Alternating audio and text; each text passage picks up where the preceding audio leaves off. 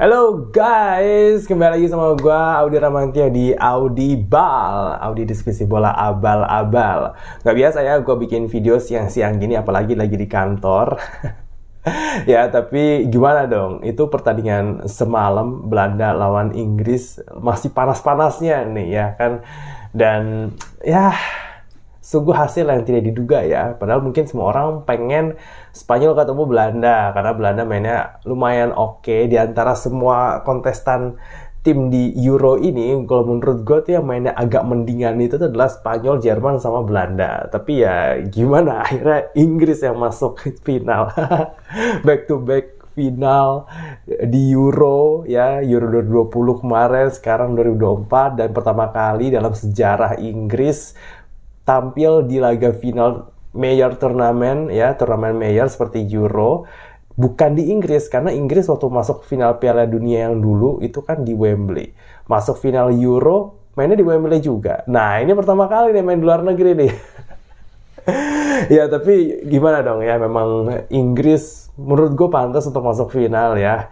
Terlepas dari kritik ataupun apa ya, cacian yang diberikan kepada mereka. Karena gue salah satu yang juga mengkritik Inggris ya. Kalau lo ingat, gue pernah bikin video tentang Southgate dan kegagalan generasi emas Inggris.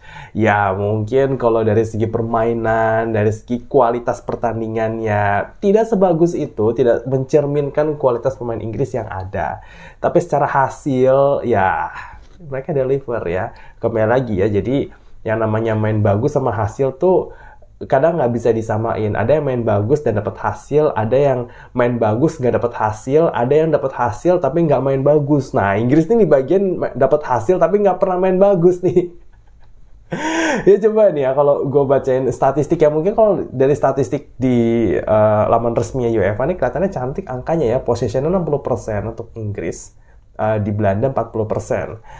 Attempt ya ini 9, tapi menurut gua attempt itu cuma ada berapa ya? Cuma ada 4 ya, 4 kali ya, 2 jadi gol penalti sama si Watkins, 2-nya lagi tuh dari Foden yang bolanya tuh ketahan benar-benar di garis gawang sama dia yang kena tiang nih. Nah, udah itu doang tuh peluangnya Inggris tuh ya. Sementara Belanda punya attempt 6 ini termasuk golnya Xavi Simons ya.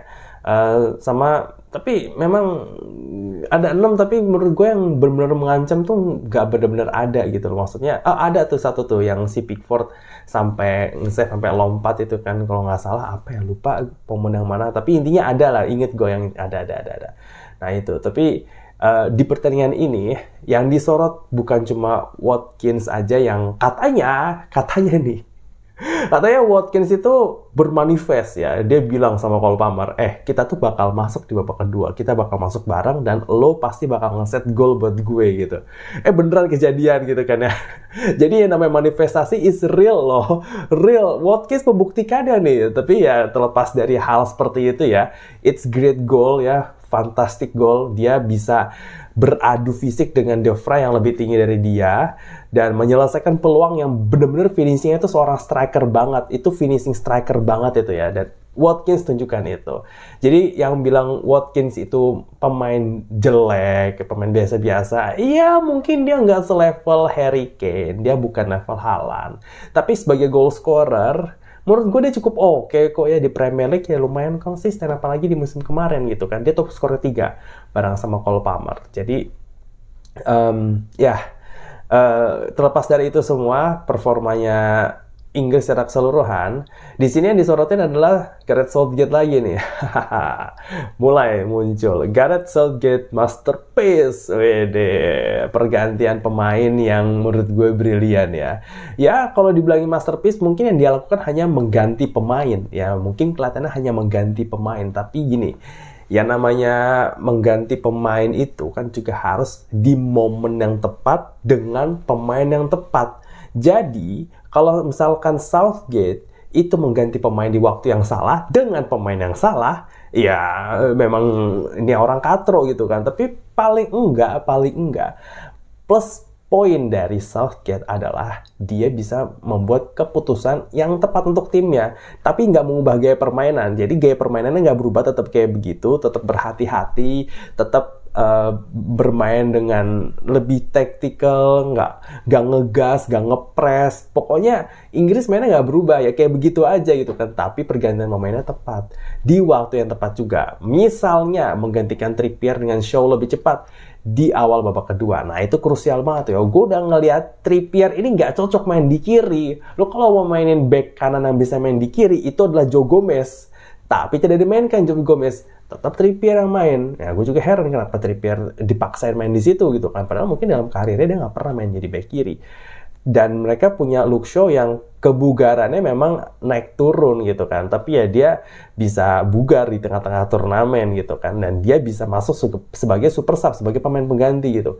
Dan itu tepat gitu kan. Dia masukin Shaw di awal babak kedua. Sehingga di kiri itu tuh back kiri yang memang benar-benar berkaki kiri. Dan memang posisinya dia itu berjalan dengan lebih oke, lebih lancar. Pertahanan mungkin lebih solid di kiri, meskipun serangannya nggak terlalu dahsyat ya Shaw ini. Tapi yang penting dia tuh nggak kagok gitu, bukan pemain yang kayaknya tuh bola tuh harus di kaki kanannya dia untuk ngasih passing atau crossing gitu kan. Ya back kiri ya memang harus dengan orang berkaki kiri murni gitu kan. Kecuali Joe Gomez yang jago emang kanan kirinya gitu, meskipun skill dia emang pas-pasan itu. Tapi paling nggak ini ada keputusan yang tepat. Kemudian keputusan yang tepat lagi adalah memasukkan Watkins dan juga Cole Palmer barengan. Nah ini nih keputusan pelatih ya kan, bukan cuma masukin pemain yang tepat doang, tapi ya gimana dia tuh masukin pemain yang di saat yang dibutuhkan gitu kan. Nah, kalau misalkan Southgate masukin Watkins duluan atau Palmer duluan, mungkin gol Watkins itu nggak akan kejadian gitu kan. Tapi dia masukin barengan dua-duanya gitu kan. Sehingga Palmer bisa beroperasi di kanan karena dia kalau nggak salah gantiin Saka kan ya. Watkins gantiin si Harry Kane. Nah, narik Harry Kane itu tuh yang krusial.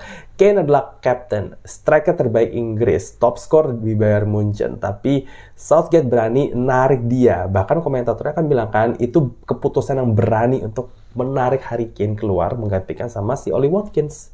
Ya kan? Ya tepat, itu terbukti tepat karena memang Harry Kane ya selain gol penalti itu dia terisolir di depan gitu. Entah kenapa Kane itu tuh selalu mundur ke belakang. Kane itu tuh kayak bukan kayak striker di sini gitu loh kan, kayak dia nggak dapet support, dia nggak bisa memaksimalkan umpan-umpan dikasih temennya juga mungkin nggak mau bikin kombinasi gitu loh sama dia gitu kan. Beda kalau main di Bayern Munchen, dia benar-benar goal getter banget. Atau di Tottenham dia barengan sama Son, itu ganti-gantian ya, Son ke depan dia mundur, dia ke depan, Son yang ke sayap gitu kan. Tapi kalau di Inggris tuh nggak ada yang kayak gitu, makanya dia tuh mundur terus gitu. Kalau gua rasa tuh Kane itu tuh butuh partner di depan gitu, atau mungkin mengganti sekalian sama striker murni yaitu Watkins gitu kan. Nah, keputusan si Southgate masukin Watkins bukan Ivan Toney itu juga berpengaruh besar ya, karena Watkins adalah striker kotak penalti yang punya finishing skill yang bagus. Selain kan si Toney itu lebih striker kotak ya, jadi dia yang nunggu umpan, nunggu crossing gitu kan. Sedangkan Watkins itu dia bisa pegang bola, dia bisa berduel ya kan, dan dia punya skill finishing yang bagus. Nah, terlebih lagi di pertandingan tadi itu ya, setelah Watkins sama Palmer masuk, itu serangan Inggris tuh jauh lebih smooth lah ya dibandingkan waktu sama Saka gitu. Ada Saka di situ. Ya itu keputusan yang tepat dari Southgate, dan suka nggak suka, setuju nggak setuju, Inggris masuk final. Dan ini akan menjadi pembuktian ya, karena dua tim ini, Inggris sama Spanyol, itu sama-sama tim yang mentalnya udah teruji di fase sebelumnya. Spanyol waktu ketinggalan sama Jerman bisa comeback di menit-menit akhir. Inggris itu 3 kali ketinggalan sama Slovakia dia ketinggalan, sama Swiss dia ketinggalan, sama Belanda dia ketinggalan, tapi bisa comeback gitu kan. Sama Slovakia dia comebacknya di extra time ya. Sama Swiss dia bisa menang penalti, di mana Inggris rekor penaltinya kan jelek ya. Dan dia bisa comeback lawan Belanda dan menang di waktu 90 menit. Itu yang membuat Inggris mungkin diunggulkan dari segi mental. Dari segi permainan Spanyol, tapi dari segi mental itu Inggris. Tapi ya selamat untuk Inggris, ini benar-benar sebuah pertandingan yang menunjukkan bahwa lu nggak apa-apa miskin taktik, biarin aja orang bilang lu miskin taktik, lu mediocre, lu bukan pelatih papan atas. Yang penting lu deliver hasil. Karena sepak bola sekarang lebih mengutamakan hasil ketimbang main bagus. Buat apa main bagus kalau nggak menghasilkan? Kalau bisa main bagus dan menghasilkan, wah itu luar biasa. Tapi tidak semua pelatih bisa seperti Pep Guardiola dan tidak semua pelatih bisa kayak Jurgen Klopp. Makanya pelatih kayak Southgate itu unik gitu kan. Dia bisa deliver tanpa pernah main bagus. Jarang Inggris main bagus di bawah dia, tapi deliver hasil. 2 kali masuk final. It's achievement, ya kan? Suka nggak suka, it's achievement ya. Bodoh amat dia tuh taktiknya jelek atau apa tuh. Yang penting it's achievement. Dan dia pelatih Inggris terbaik yang pernah Inggris punya. Ya, dibandingin pelatih Inggris sebelumnya, dia pelatih Inggris yang bisa bawa Inggris tuh maju terus ke babak-babak tinggi gitu loh di turnamen mayor ya, semifinal Piala Dunia, final 2 kali di Euro, achievement gitu kan, menang di adu penalti gitu, achievement gitu. Lo suka nggak suka, ya dia adalah pelatih Inggris terbaik yang pernah Inggris punya secara prestasi, secara hasil. Nggak usah ngitung permainan ya, tapi ya secara hasil dia deliver. Dan itu yang dibutuhkan sama publik Inggris, bukan main bagus, bukan main cantik, tapi menang. Karena Inggris dibangun dengan kultur menang, bukan kultur bermain cantik.